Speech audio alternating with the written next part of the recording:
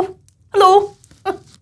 I was just shopping for a queen-size bed and I wanted to make sure it fit. Did I ever tell you about my pet caterpillar? Well, I found him when I was about 7 on a beautiful spring day. He was white with black stripes, so I called him Zebra. I knew that caterpillars turned into butterflies in the summer, so I decided to keep him in a box and watch it happen. The strange thing was, summer came, butterflies started appearing everywhere, but Zebra stayed a caterpillar. Weeks went by, and it seemed like every caterpillar in the world had turned into a butterfly, except for mine. Well, finally, I decided to have a talk with him. Summer's almost over, Zebra, and you have to turn into a butterfly, I said. Do you understand? Well, he looked up at me, and he nodded. Well, the next day, I looked in his box and saw a delicious-smelling, lightly browned French fry. Where's Zebra? I exclaimed. It's me, the fry said. I turned into a buttered fry, just like you said. No, I told him. I said a butterfly. Well, the next day, I looked into his box, and what do you think I saw? Instead of a butterfly, it was a pair of pants with buttons instead of a zipper. I did it, said the pants. I turned into a button fly. Well, I threw my hands up in the air, exasperated. No, I said, a butterfly. Well, the next day, I looked in his box again, and I couldn't believe my eyes. There was a tiny horse's rear end with little insects buzzing around it. Look at me, said a little voice coming out of the horse's bottom. I'm a butt and flies. Well, I decided that this must be the dumbest caterpillar who ever lived, and I was ready to give up when something occurred to me. Maybe he's not dumb, I thought. Maybe he just can't hear me. And so I made a little tiny hearing aid from some radio parts, and I put it in Zebra's ear. Now, I want you to turn into a butterfly, I said. He looked up at me and he smiled. Oh, a butterfly. The next day, I looked into his box, and there was the most beautiful butterfly I'd ever seen. He had big yellow gold wings with shimmering blue sparkles that looked just like sunshine on the water. Why, you're magnificent, I said. And Zebra smiled and tapped his hearing aid with his wing and said, That's nice to hear. And then he shot into the air and dusted my cheeks with butterfly kisses and flew away into the clouds. Now, here's another story about a butterfly, and it's a very good one. It's The Butterfly by Hans Christian Andersen. There was once a butterfly who wished for a bride, and, as may be supposed, he wanted to choose a very pretty one from among the flowers. He glanced with a very critical eye at all the flower beds and found that the flowers were seated quietly and demurely on their stalks, just as maidens should sit before they are engaged. But there was a great number of them, and it appeared as if his search would become very wearisome. The butterfly did not like to take too much trouble, so he flew off to visit the daisies. The French call this flower Marguerite, and they say that the little daisy can prophesy. Lovers pluck off their leaves, and as they pluck off each leaf, they ask a question about their lovers. Thus, does he or she love me? Ardently, distractedly, very much, a little, not at all, and so on. And everyone speaks these words in his own language. Now the butterfly came also to Marguerite to inquire, but he did not pluck off her leaves. He pressed a kiss on each of them, for he thought that they were always more to be undone by kindness.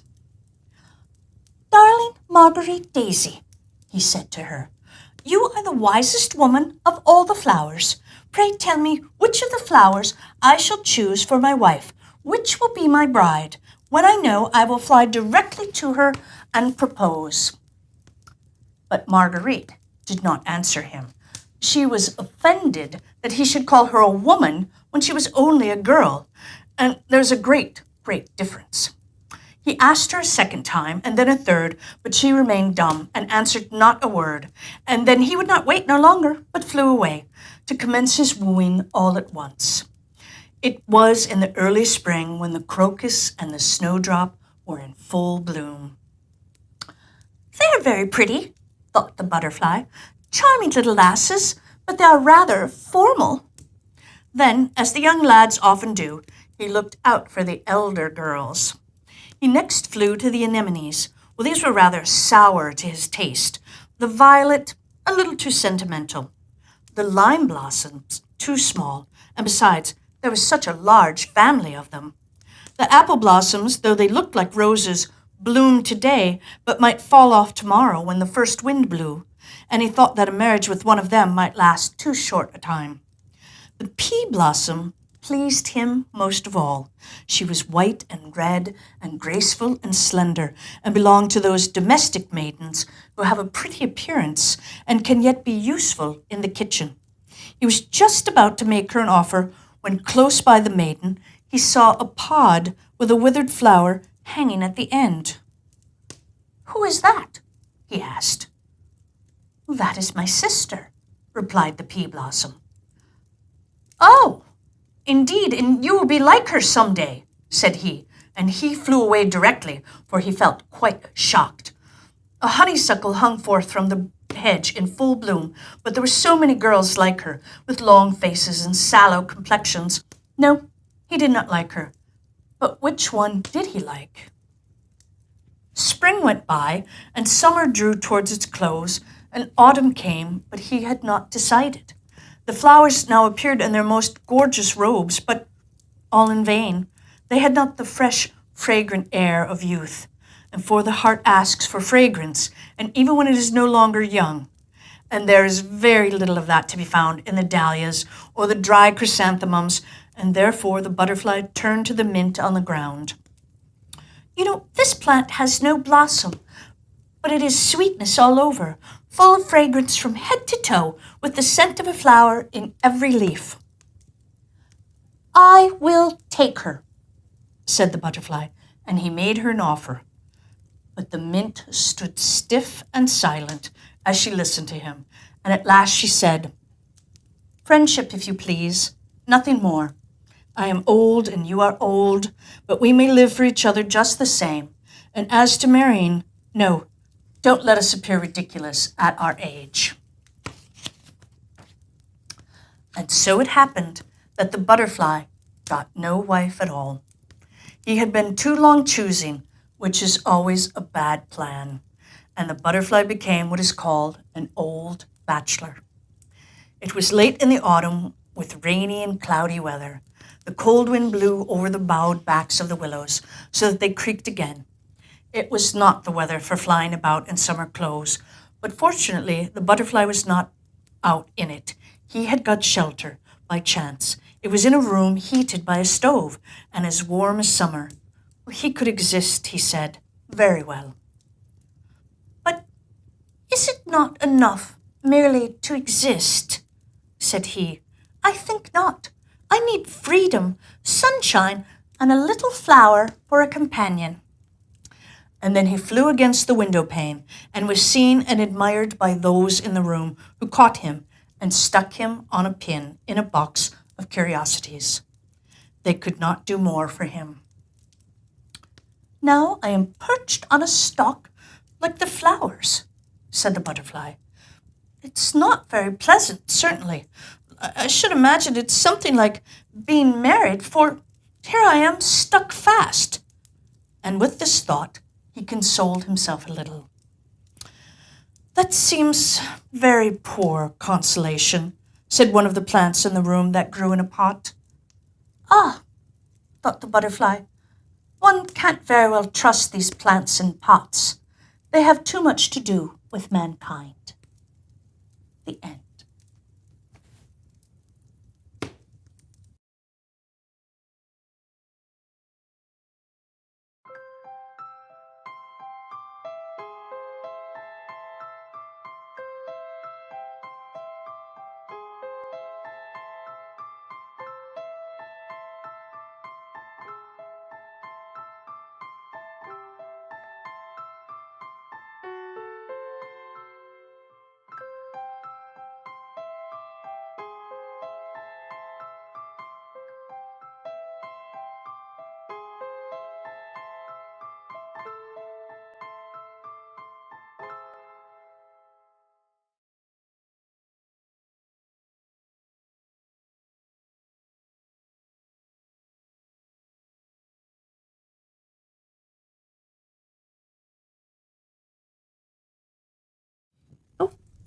pity's sakes, what kind of foolish cat toy is this? How could this possibly entertain a cat?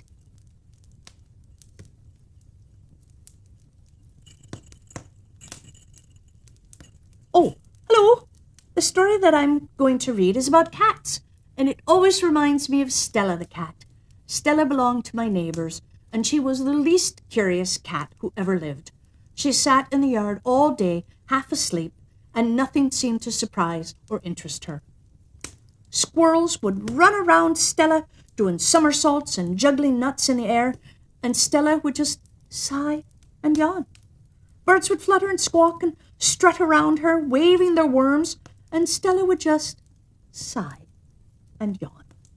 Oh, the garden shed caught fire once, and dozens of firemen with axes and hoses rushed around, yelling and fighting the flames, and Stella just sighed and yawned. Finally, one day something very strange happened. All the birds that lived near the yard started to gather twigs and carefully place them around Stella. They put the twigs into piles and wove them together, and it grew bigger and bigger every day. The birds put twigs underneath Stella and wove them into a floor, and then they built curved walls and a roof all around her, and they held it all together with leaves and vines. Finally, they added long, flat wings stretching from the sides of the walls, and when they were done, they had built what looked just like a small jet airplane. And they'd put Stella right in a cockpit. The next morning, 100 birds flew into the yard and stood around the twig airplane. A big blue jay suddenly let out a whistle. All the birds grabbed the plane in their beaks and shot straight up into the air, higher and higher and higher. And the last thing I saw before it disappeared into the clouds was Stella, looking down on the earth from her cockpit, sighing and yawning. No one ever saw Stella the cat again, and no one ever found out where the birds took her. But if you ask me, I think it was a place where Stella finally got to see something that absolutely, positively amazed her, and where to this day she looks at the world with joy and wonder and almost never yawns. Now, this is one of my favorite cat stories, and it's about how cats first came to live with people. It's called The Cat That Walked by Himself by Rudyard Kipling. Hear and attend and listen, for this befell and behappened and became and was, O my best beloved. When the tame animals were wild, the dog was wild, and the horse was wild, and the cow was wild, and the sheep was wild, and the pig was wild as wild could be, and they walked in the wet wild woods by their wild lawns. But the wildest of all the wild animals was the cat, and he walked by himself, and all places were alike to him. Of course, man was wild too. He was dreadfully wild. He didn't even begin to be tame till he met the woman, and she told him that she did not like living in his wild ways. She picked out a nice dry cave instead of a heap of wet leaves to lie down in, and she strewed clean sand on the floor, and she lit a nice fire of wood at the back of the cave, and she hung a dried wild horse skin tail down across the opening of the cave, and she said, "Wipe your feet, dear, when you come in, and now we'll keep the house." That night, best beloved, they ate wild sheep, roasted on the hot stones and flavored with wild garlic and wild pepper, and wild duck, stuffed with wild rice and wild fenugreek, and wild coriander and marrow bones of wild oxen, and wild cherries and wild grenadillas. And then the man went to sleep in front of the fire, ever so happy. But the woman sat up, combing her hair. She took the bone of the shoulder of mutton, the big fat blade bone, and she looked at the wonderful marks on it, and she threw more wood on the fire, and she made a magic. She made the first singing magic in the world. Out in the wild, wild woods, all the wild animals gathered together where they could see the light of the fire a long way off, and they wondered what it meant. This is the picture of the cave where the man and the woman lived first of all. It was really a very nice cave and much warmer than it looks. The man had a canoe. It's on the edge of the river being soaked in the water to make it swell up. And that tattery thing across the river is man's salmon net to catch salmon with. They're nice clean stones leading down to the river and up to the mouth of the cave so that the man and the woman could go down to the water without getting sand between their toes. And the things that are like black beetles far down the beach, well, they're really trunks of dead trees that floated down the river from the wet wild woods on the other bank. The man and the woman used to drag them out and dry them and cut them up for firewood. I haven't drawn the horsehide curtain at the mouth of the cave because the woman has just taken it down to be cleaned. And all those little smudges on the sand between the cave and the river are the marks of the women's feet and the man's feet. The man and the woman, they're both inside the cave eating their dinner. They went to another cozier cave when the baby came because, well, the baby used to crawl down to the river and fall in, and the dog had to pull him out. Then the wild horse stamped with his wild foot and said, "Oh, my friends and my enemies, why have the man and the woman made that great light in that great cave, and what harm will it do us?" Wild Dog lifted up his wild nose and smelled the smell of the roast mutton and said, "I will go up and see and look and say, for I think it is good. Cat, come with me." "Ninny," said the cat, "I am the cat who walks by himself, and all places are alike to me. I will not come." "Well, then we can never be friends again," said the wild dog, and he trotted off to the cave. But when he had gone a little way, the cat said to himself, "All places are alike to me, so why should I not go to see and look and come away at my own liking?" So he slipped after the wild dog softly, very softly, and hid himself where he could hear everything.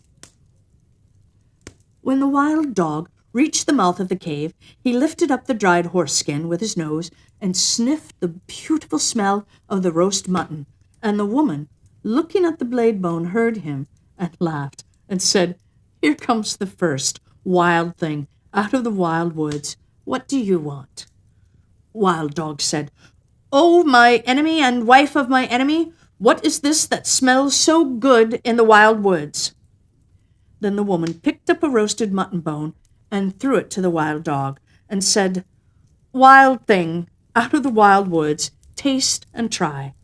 Wild Dog gnawed the bone, and it was more delicious than anything he had ever tasted.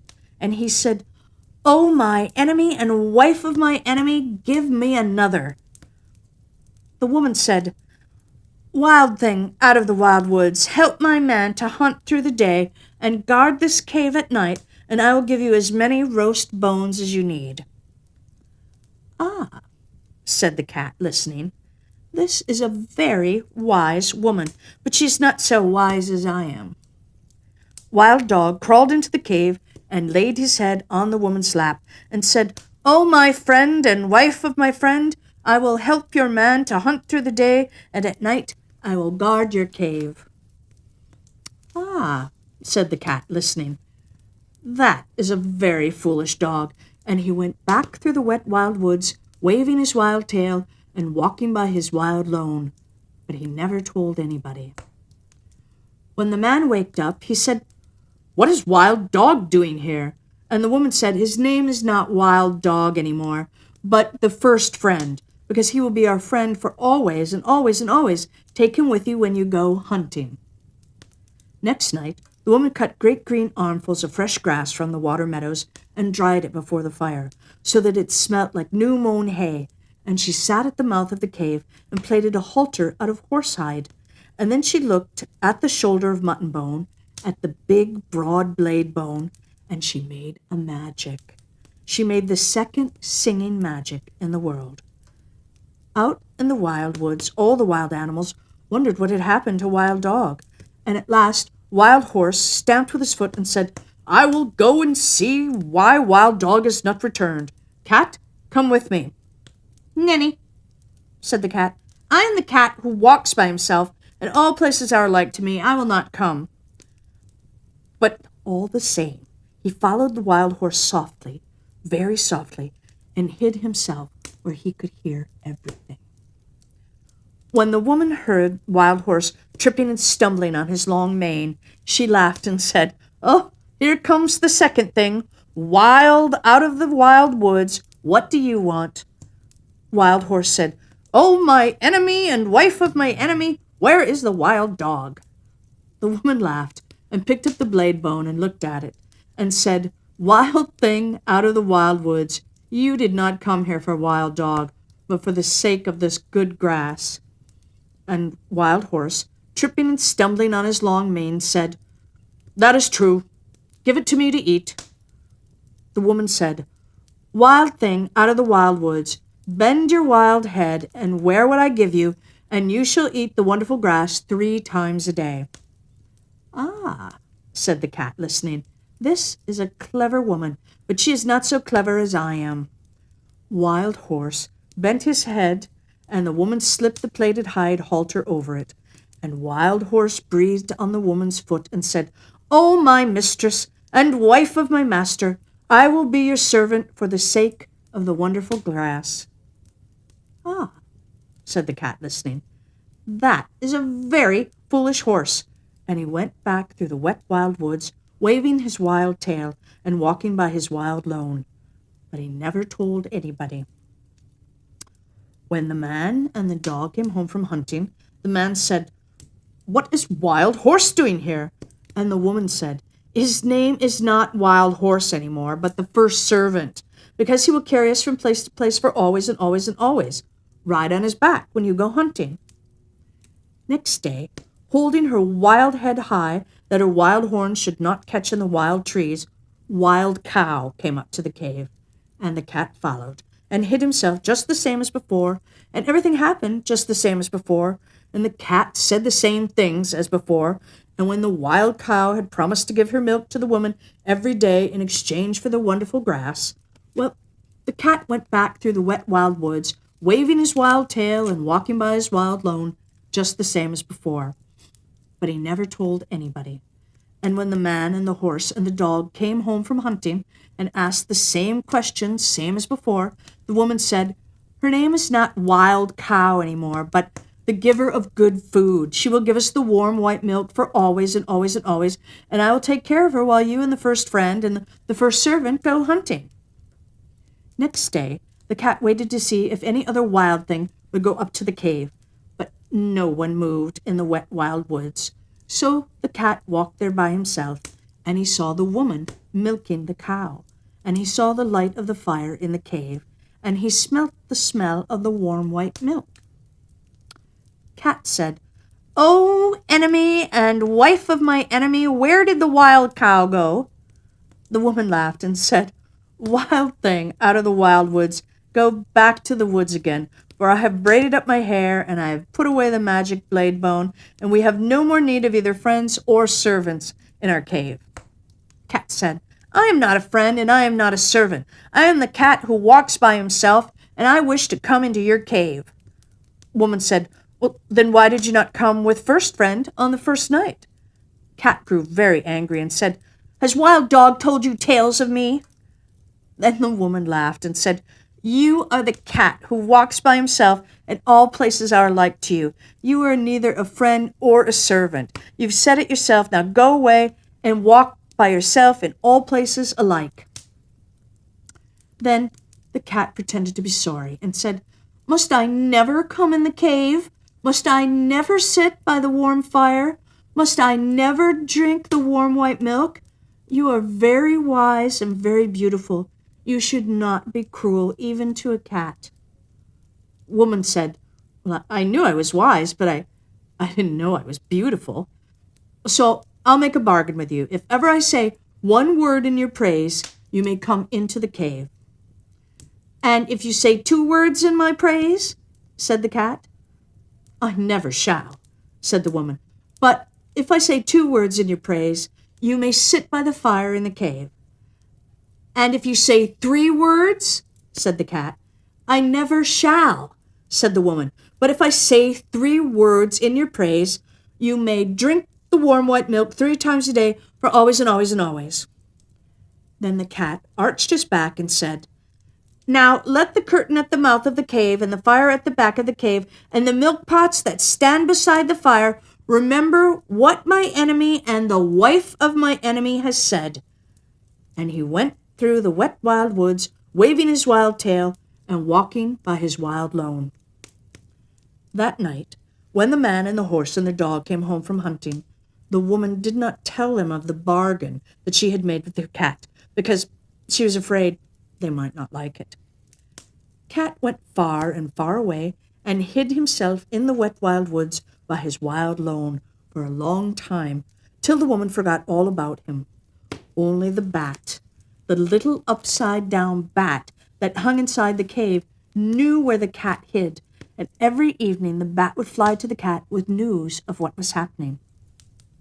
One evening the bat said, "There's a baby in the cave. He's new and pink and fat and small, and woman is very fond of him." "Ah," said the cat, listening. "But what is the baby fond of?" "Well, he's fond of things that are soft and tickle," said the bat. "He's fond of warm things to hold in his arms when he goes to sleep, and he's fond of being played with. Well, he's fond of all those things." "Ah," said the cat, listening. "Then my time has come." This is the picture of the cat that walked by himself, walking by his wild lone through the wet wild woods and waving his wild tail. There's nothing else in the picture except some toadstools. They had to grow there because the woods were so wet. The lumpy thing on the low branch, it isn't a bird. It's moss that grew there because the wild woods were so wet. Underneath the truly picture is a picture of the cozy cave that the man and the woman went to after the baby came. It was their summer cave, and they planted wheat in front of it. The man is riding on the horse to find the cow and bring her back to the cave to be milked. He's holding up his hand to call the dog, who has swum across the river looking for rabbits.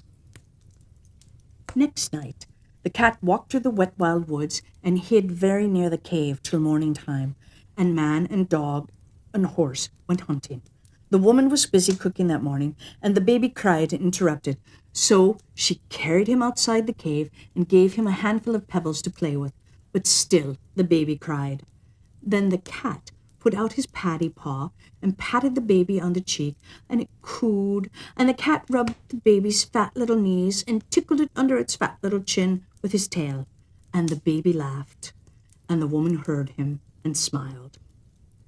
Then the bat, the little upside-down bat that hung in the mouth of the cave, said, "Oh, my hostess and wife of my host and mother of my host's son, a wild thing from the wild woods is most beautifully playing with your baby."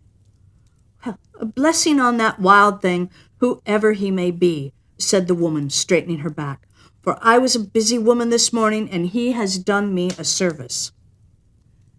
That very minute and second, best beloved, the dried horse-skin curtain that was stretched tail down at the mouth of the cave fell down whoosh, because it remembered the bargain that she had made with the cat, and when the woman went to pick it up, lo and behold, the cat was sitting quite comfy inside the cave.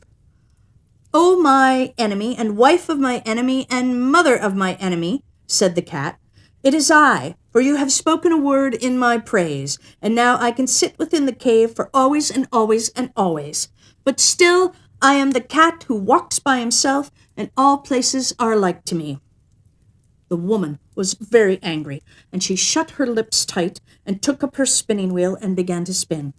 But the baby cried because the cat had gone away, and the woman could not hush it up, for it struggled and kicked and grew black in the face. "Oh, my enemy, and wife of my enemy, and mother of my enemy," said the cat, "take a strand of the wire that you are spinning, and tie it to your spinning whorl, and drag it across the floor, and I will show you a magic that shall make your baby laugh as loudly as he is now crying." "I will do so," said the woman, "because I am at my wit's end, but I will not thank you for it." She tied the thread to the little clay spindle whorl and drew it across the floor, and the cat ran after it and patted it with its paws and rolled head over heels and tossed it backward over his shoulder and chased it between his hind legs and pretended to lose it and pounced upon it again until the baby laughed loudly, as loudly as it had been crying, and scrambled after the cat and frolicked all over the cave till it grew tired and settled down to sleep with the cat in his arms. "Now," said the cat, "I will sing the baby a song that shall keep him asleep for an hour, and he began to purr, loud and low and low and loud, till the baby fell fast asleep. The woman smiled as she looked down upon the two of them and said, "Oh, that was wonderfully done. No question, but you are very clever, O cat." That very minute, and second, best beloved, the smoke of the fire at the back of the cave came down in clouds from the roof, poof, because it remembered the bargain that she had made with the cat. And when it had cleared away, lo and behold, the cat was sitting quite comfy close to the fire. "O my enemy, and wife of my enemy, and mother of my enemy," said the cat, "it is I, for you have spoken a second word in my praise, and now I can sit by the warm fire at the back of the cave for always and always and always. But still I am the cat who walks by himself, and all places are alike to me."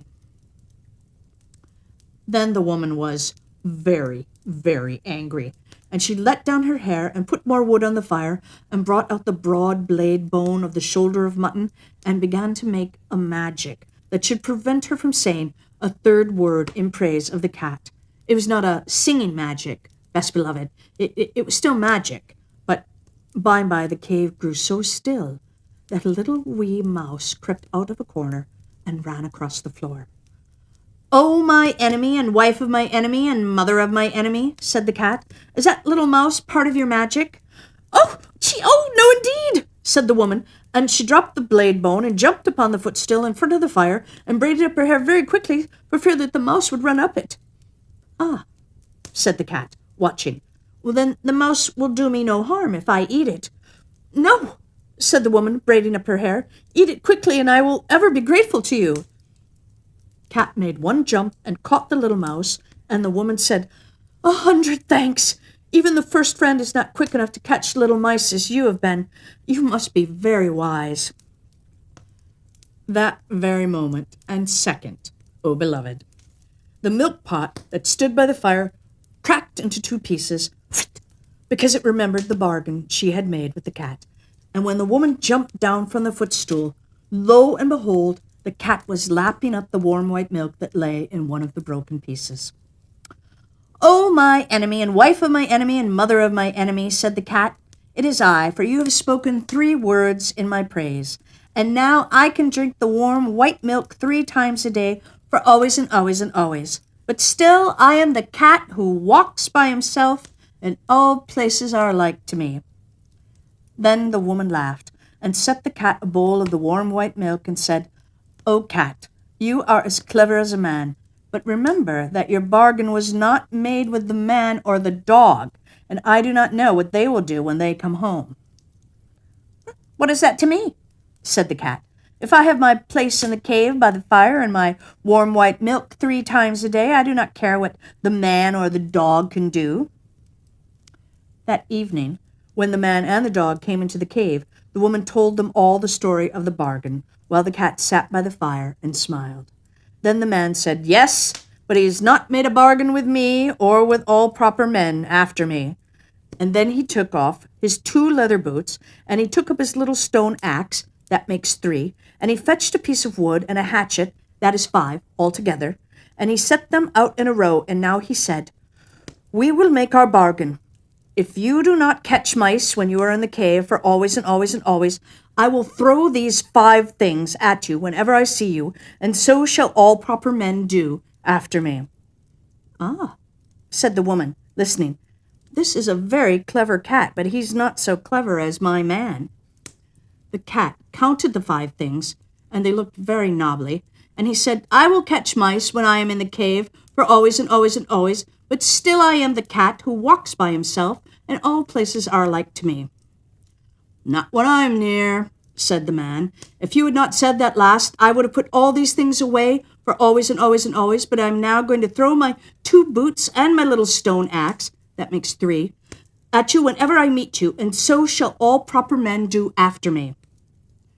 Then the dog said, "Wait a minute. He's not made a bargain with me or with all proper dogs after me." And he showed his teeth, and he said, "If you're not kind to the baby while I am in the cave for always and always and always, I will hunt you till I catch you, and when I catch you, I will bite you. And so shall all proper dogs do after me." "Ah," said the woman, listening. "This is a very clever cat, but he's not so clever as the dog." Cat counted the dog's teeth, and they looked very pointed, and he said, "I will be kind to the baby while I'm in the cave, as long as he does not pull my tail too hard, for always and always and always. But still I am the cat that walks by himself, and all places are alike to me." "Not when I'm near," said the dog. "If you'd not said that last, well, I would have shut my mouth for always and always and always. But now I'm going to hunt you up a tree whenever I meet you, and so shall all proper dogs do after me."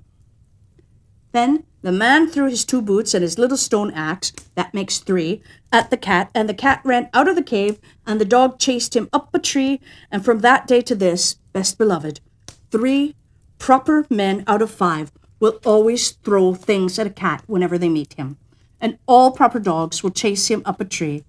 But the cat keeps his side of the bargain too. He will kill mice, and he will be kind to babies when he's in the house, just as long as they do not pull his tail too hard. But when he has done that, and between times, and when the moon gets up and night comes, he is the cat that walks by himself, and all places are alike to him. Then he goes out to the wet wild woods, or up the wet wild trees, or on the wet wild roofs, waving his wild tail, and walking by his wild lone. The end.